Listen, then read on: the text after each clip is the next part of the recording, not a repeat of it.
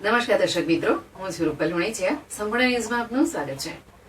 આજે રાજસ્થાનના પૂર્વ મુખ્યમંત્રી અશોક ગેહલોતના દીકરા મા અંબાના દર્શને અંબાજી પહોંચ્યા હતા. શિરોહી ઝાલોર લોકસભા કોંગ્રેસના ઉમેદવાર અંબાજી મંદિરમાં દર્શન કર્યા હતા. વૈભવ ગેહલોત સાથે કોંગ્રેસના નેતાઓ મોટી સંખ્યામાં જોડાયા હતા. વૈભવ ગેહલોતે જણાવ્યું હતું કે હું અવારનવાર અંબાજી માતાના દર્શન કરવા આવું છું અને આજે ફરી માતાજીના દર્શન કરવાનો લાભ મળ્યો છે. કોઈપણ કાર્યમાં સફળતા માટે માતાજીનો આશીર્વાદ જરૂરી છે. અંબાજી મંદિરમાં કોંગ્રેસના કાર્યકર્તાઓએ વૈભવ ગેહલોતનું સ્વાગત કર્યું હતું. ત્યારબાદ અંબાજી મંદિરમાં તેમણે માતાજીના દર્શન કર્યા હતા.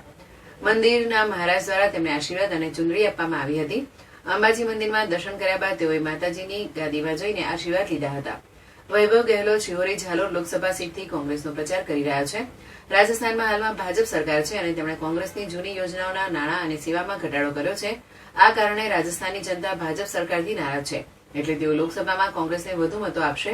રાજસ્થાનમાં જ્યારે કોંગ્રેસની સરકાર હતી ત્યારે પેટ્રોલ ડીઝલ મોંઘું મળતું હતું, પણ હાલમાં ભાજપ સરકાર આવી છે ત્યારે પણ ભાવ વધુ જોવા મળી રહ્યા છે. ત્યારે વૈભવ ગેહલોતે જણાવ્યું હતું કે ચૂંટણીમાં ભાજપ સરકારે વાયદો કર્યો હતો કે રાજસ્થાનના ભાજપ સરકાર આવશે ત્યારે પેટ્રોલ ડીઝલના ભાવ ઘટાડવામાં આવશે, પણ રાજસ્થાની સરકારે પેટ્રોલ ડીઝલના ભાવ ઘટાડો કર્યો હોવા છતાં પણ ગુજરાત કરતા પેટ્રોલ ડીઝલની કિંમત રાજસ્થાનમાં વધારે જોવા મળી રહી છે. વૈભવ ગેહલોતે તમામ કાર્યકર્તાઓને પૂરી તાકાતથી ચૂંટણીના કામે લાગી જવા જણાવ્યું હતું.